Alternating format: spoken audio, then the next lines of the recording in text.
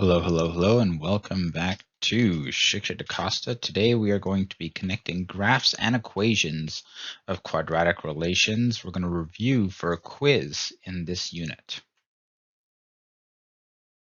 So just to summarize, any relation that has constant second differences, and remember that our relation had constant second differences, the second difference was always 6.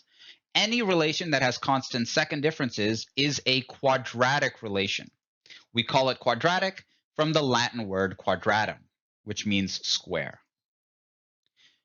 These are called quadratic or square relations because in the algebra, in the algebraic expression, you will see a term that has x squared. You will see something squared in the relation, in the expression itself. This means that the degree of the polynomial, and degree is basically the highest exponent on the variable, which is 2. The highest degree is 2. The shape, when we graph quadratic relations, they always create this shape called a parabola. And that makes them very interesting to us, or very easy to figure out a few very important features. The parabola kind of looks like a U shape, right?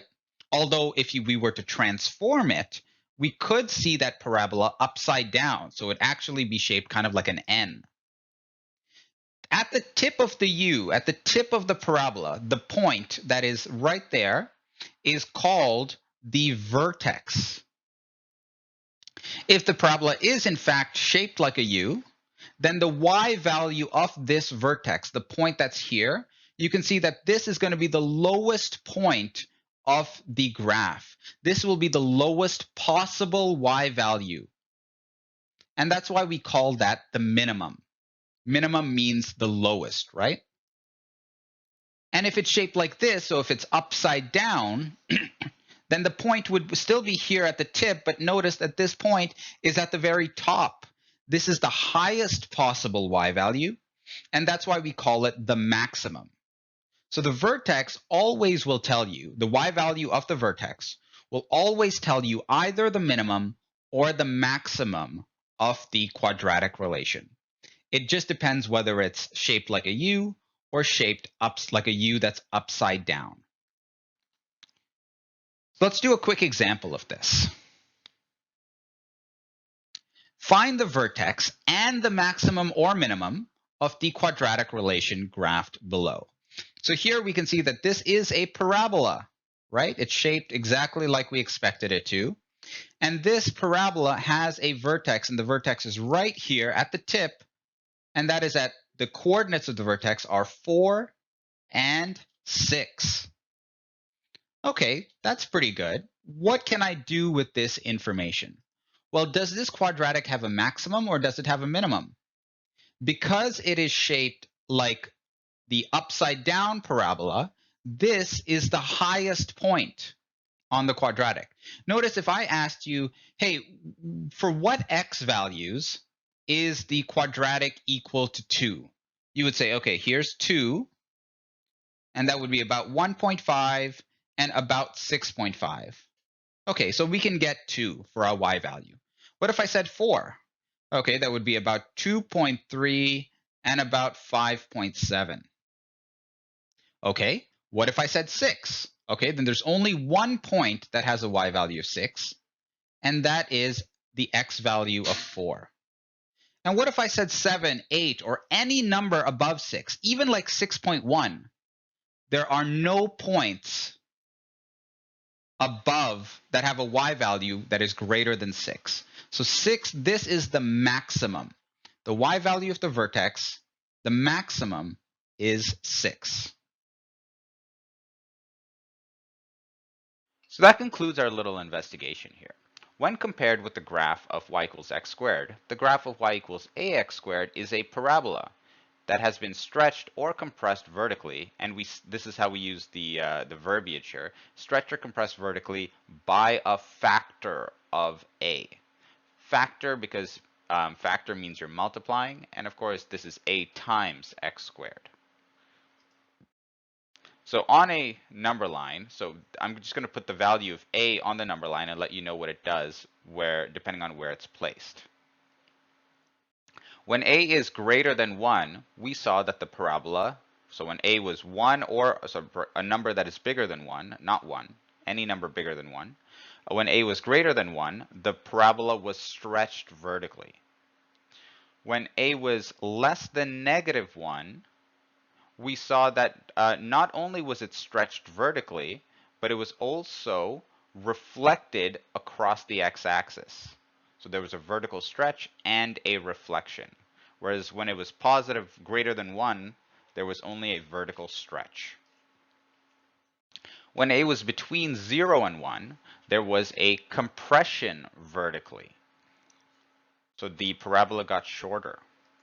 And when a was between 0 and -1, there was still a compression, but because this is negative, there was also a reflection across the x-axis. So these are the 4 different ways that the variable a can affect the shape of a quadratic. When it's, picture it like you are multiplying, you're taking a person's height and you are, and let's say they are just exactly 1 unit tall, or 1 meter tall, and you are multiplying their height by a certain number. If you multiply it by a big number, a number that's bigger than 1, this person's height will be taller. If you multiply it by a number that is less than 1, this person's height will be smaller, so they'll be shorter. If you multiply their height by a negative number, by a small negative number, then they're not only going to be shorter, but their height is going to be upside down, right? How do you say negative height? That means you're sort of going into the ground. And similarly, if you use a big negative number, not only are you making them shorter, not only are you making their height negative and flipping them upside down, but you are also stretching them. So they're making them taller. If it's less than -1, you're making them tall and negative. So one way to think about a parabola is to really, and how the variable a affects it, is to think about multiplying your own height by that variable's value. If you're multiplying it by a big number, you get taller, a small number, you get shorter, and a negative number, then you get flipped upside down. Let's look at a few examples here. Let's try to sketch the graph of the equation y equals 3x squared just by transforming the graph of y equals x squared. So these are the coordinates of the graph of y equals x squared. Let's see where the coordinates of y equals 3x squared will be.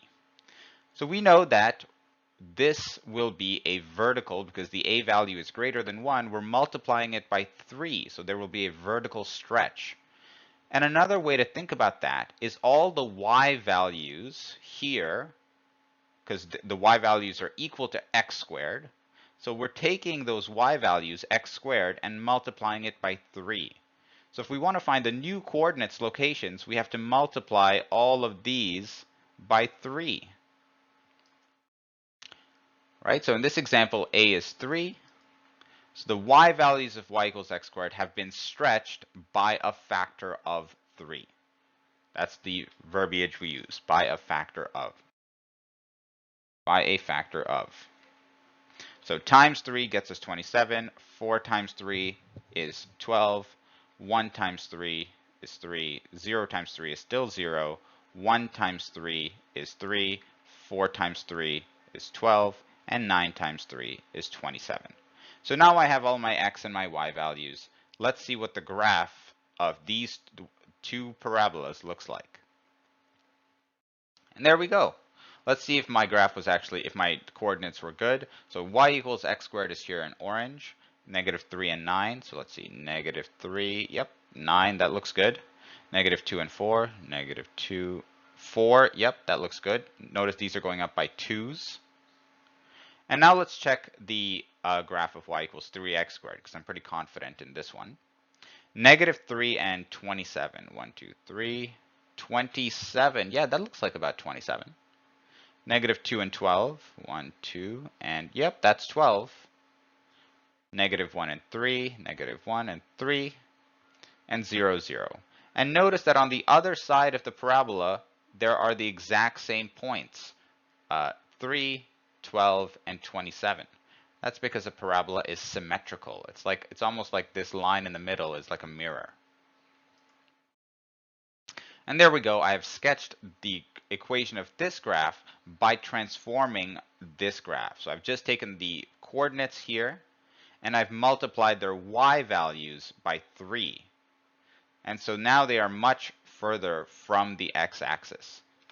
And if you want to see a little bit more graphical representation of that, notice that the y value here is 9, and the y value for between these 2 points is 27.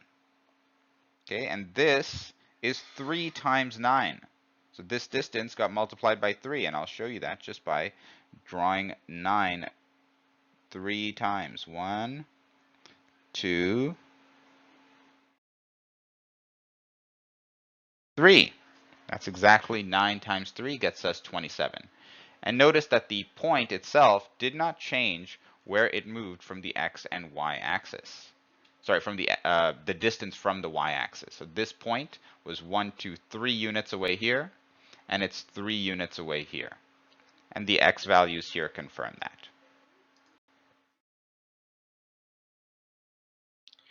In another example, we have a single point on this graph, y equals x squared. We want to find its image, A prime. So basically, where is its new location if the quadratic was transformed into this, and then its new location if the quadratic was transformed into this. So we need to find its two new locations for this point, A prime and A double prime for point A. So in this example, the first example, A is equal to 11. Not the point A, but the variable A was, because this is ax squared, it's equal to 11. And that means that the y values of our original quadratic have been stretched by a factor of 11. So if we take this point, 12 and 144, and we take the y value, 144, and we multiply it by 11, we will get the location of its new location, the location of A prime. And we could just plot that on a graph. In the second example, the value of the variable A is negative 0.25. And so the y values of the original quadratic have been compressed by a factor of negative 0.25. So here is our point, and we are multiplying it, the y value only, by negative 0.25. And its new location, therefore, will be 12 and negative 36.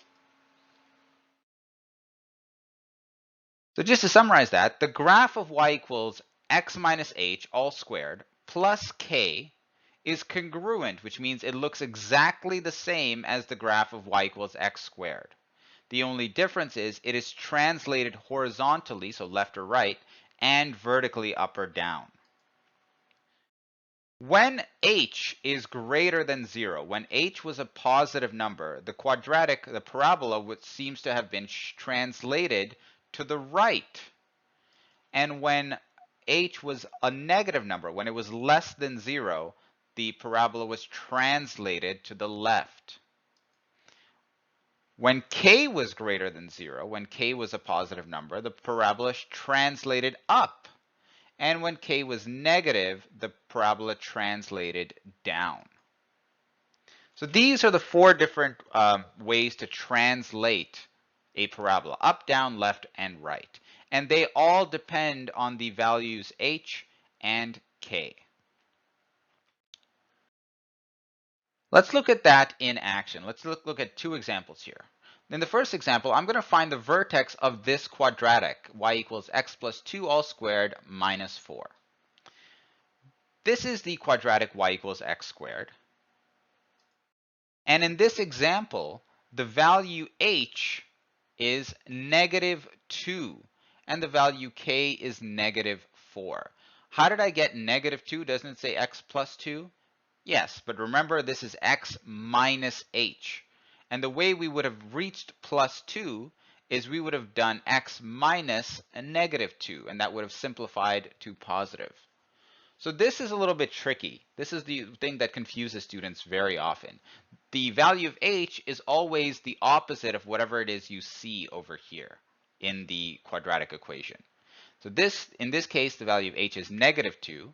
And when h is a negative number, remember that means that -2 means it was translated to the left by 2 units. And because the value k was a negative number as well, it means it was translated down by 4 units. Okay, so this is the situation we find ourselves in. Let's start to actually move this parabola. So left 2 units, and now down by 4 units. This is the new location of our parabola. And the vertex is very clearly at -2 and -4. That is the coordinates of the vertex. Now, if the vertex starts at 0, 0, and it moves left or right by h units, and it moves up or down by k units, that sort of means that the vertex will always be at these coordinates, right? It will always be at whatever the value of h is and whatever the value of k is. In this case, -2 and -4 were exactly the values of h and k. So this example kind of confirms our suspicions to be true, that the vertex is always at h, k. Let's try to sketch a parabola just from the equation. So this is the parabola y equals x plus 2 all squared minus 4. We did kind of sketch it out in our previous example, but let's do it one more time. And this time I'm going to do it by transforming the points of the quadratic y equals x squared. Where is their new location going to be? Well, in our investigation, we saw that in this example, the value of h is -2. Remember, it's always the opposite of whatever you see here. And the value of k is -4. So the x values of this basic quadratic have all decreased by 2. And the y values have all decreased by 4. In other words, I could just take all of these x values and I can subtract 2 to find the new x value. That's -5. -2 minus 2 is -4. And I can do that for all of these x values right here. I can find out what are the new x coordinates, because all of them have gone down by 2. That's what happens when you move something 2 units to the left. For the y coordinates, all of those have decreased by 4, so I can take all of these and I can subtract 4 from them. 9 minus 4 is 5. 4 minus 4, 0. 1 minus 4, -3, and so on and so forth for every single y coordinate. And so my quadratic, this is the original quadratic, y equals x squared. Where has it moved to now? It has moved to the left 2 units and down by 4 units. And so here is where we find it. And did our work here confirm our guess? Let's see, -5 and 5, -5, 5. Yep, there is that point that used to be at -2, -3 and 9. -3 and 9, that's where it used to be. Now it's at -5 and 5. The next point used to be at -2 and 4, which is right here. And now it's at -4 and 0, which, yes, we figured that out. So instead of transforming it sort of by shifting things over, I can just use a table of values to find out the coordinates of the quadratic after it has been moved around. So, to summarize this lesson, when compared with the parent function y equals x squared, the graph in vertex form, y equals a times x minus h all squared plus k, that is a parabola that has been stretched or compressed by a factor of a. It has been translated horizontally by h, and it has been translated vertically by k. As well, if the a value is a negative number, if it's less than 0, this parabola is reflected in the x-axis. It opens downwards. The vertex of a parabola, when you look at the vertex, this is called vertex form. And the reason it's called vertex form, obviously, is you can look at it and say, oh, the vertex is HK. No calculations necessary. Super easy to pull the vertex when you're looking at vertex form. The axis of symmetry, even easier. All you need is the H value. The axis of symmetry will always be x equals H. To find the new location for any point, all you have to do is follow the order of operations. So you're going to start off with a point. You will add H to the x value. To the y value, you will multiply it by a and add k, and that will be your new point. Okay. And this is probably the fastest way to do it, though. This example, we're going to go through it much faster. I'm going to sketch the graph without using transformations. So this is my parent quadratic. The first thing I'm going to do is look at where is my vertex going to be. And I know it's going to be at HK, 4, and 10. That's my vertex. So I'll plot my vertex out right away. I know that's where it's going to end up. To really sketch a quadratic, all I have to do is really connect the dots. But I only have one dot here. I'm going to look for at least 2 more dots. And I can pick any x value that I really want, as long as like it's pretty close to this. So I'm going to pick an x value. This x value is 4. So I'm going to pick an x value that's kind of close. Maybe I'll pick 6. So I'm going to plug in x equals 6, which is just 2 units to the right of my vertex. And you can pick whatever point you want here. And I'm going to take that value and plug it into my parabola, and that tells me the y value. So when I plug in 6, I get -2. So there must be another point down here at 6 and -2. I know the axis of symmetry goes right through the vertex at x equals 4. And the reason it's called the axis of symmetry is because if there's a point here that's 2 units away, then there will be another point here, also 2 units on the left side. That's what symmetry is. This is like a mirror for every single point on the parabola. So I've plotted my vertex. I've plotted one other point. I've used the symmetry to plot where it would be on the other side of the axis of symmetry. And now I just connect these with a smooth curve. And that's about all you need to graph a parabola. It's a vertex and like a couple of other points that are symmetrical. This was a lot faster than doing all the transformations. But if you prefer to do the transformations step by step, if you prefer strategy 1 or strategy 2 or this one, this is strategy 3, whichever works for you, at the end of the day, you will get the right parabola. Okay? But just make sure that you are following the steps in the transformations in the order, and you should end up with the same answer no matter which strategy you pick.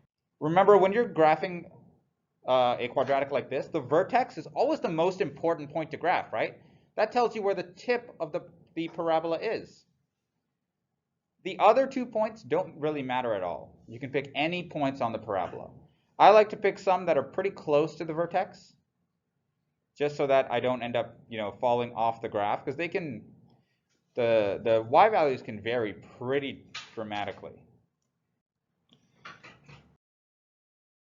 If you like this video, please like, rate, subscribe, and join our mailing list. And you can find this lesson as well as practice questions, solutions, handouts, and more on our storefront. Thanks and have a great day.